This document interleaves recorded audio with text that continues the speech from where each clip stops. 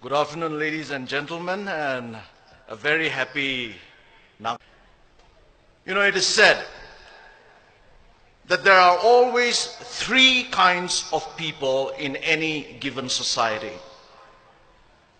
This threefold distinction has been noted and made by notable sociologists and public intellectuals.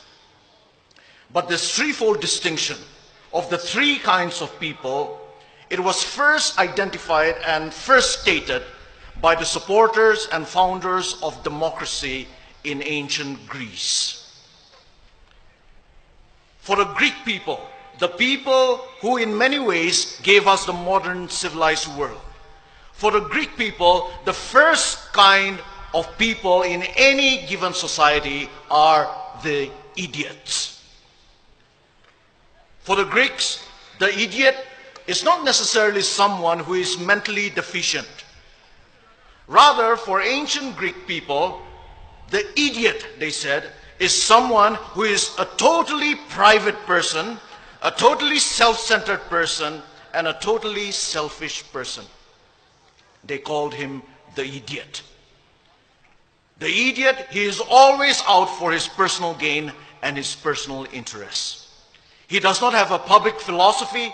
He has no knowledge, no skill, no character, and no virtues to be able to live and to be able to contribute in a flourishing society and community.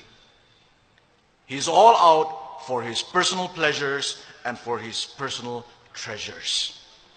And the Greeks said that the idiot was just an upgraded barbarian. The first kind of person, the idiot.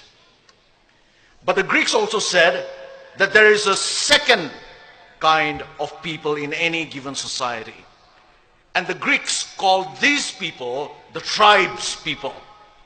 When we say tribes people, we don't necessarily mean the fact of belonging to a certain tribe, which is a good thing. But when they use the word tribes people, the Greeks meant a tribal and a tribalistic mentality. And the Greeks said that tribes people are those people who are not able to think beyond their small tribe or their small groups. For tribes people, their primary allegiance, their only allegiance, and their ultimate allegiance is to their tribe. Their tribe is their God, and their religion is tribalism. And tribes people, the Greeks said, are always afraid of things that are different, that are a little alien to them. They are always suspicious and fearful. And they always dealt with different people and difficult situations with intimidation, with force, and with violence.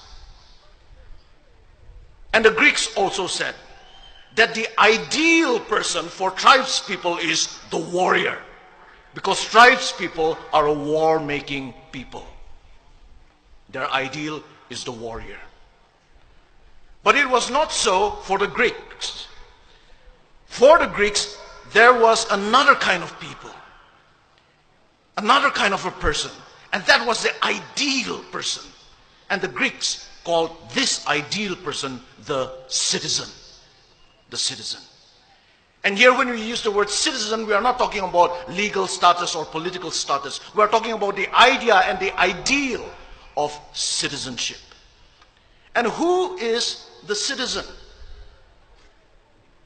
The citizen, according to the Greeks, is someone who has the skills and the knowledge to live a public life, who is able to live a life of civility.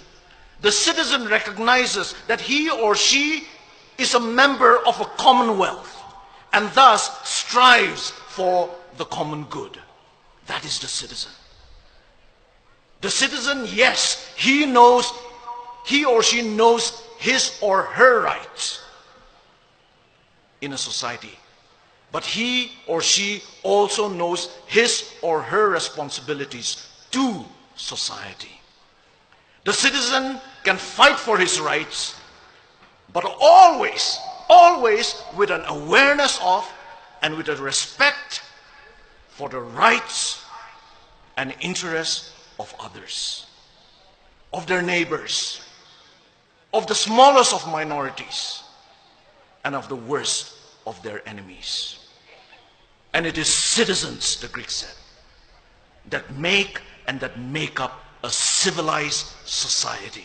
Because citizens settle their differences with civility. So they produce a civilized society. A society that truly lives up to the name, to the meaning of the name society. Society literally means friendship and friendliness. That is the threefold distinction that the Greeks have given us. That is the choice that each and every individual, wherever he or she may be, has to make in a society. And I believe that that is the choice that starkly faces us Naga people today. Will we be idiots, living only for ourselves? Will we be tribalistic, tribes people, unable to think beyond our tribes and our small groups? Or will we be citizens? Citizens in the best sense of the word. Today, on this historic day, I believe I want to make my choice. And I also believe that you will want to make your choice. And I hope you and I will take that right choice. And it is with that hope that I want to finally address you, ladies and gentlemen, as my fellow Naga citizens. May God bless you, and may God bless our Naga people. Thank you. Thank you, Dr. Kevichusa.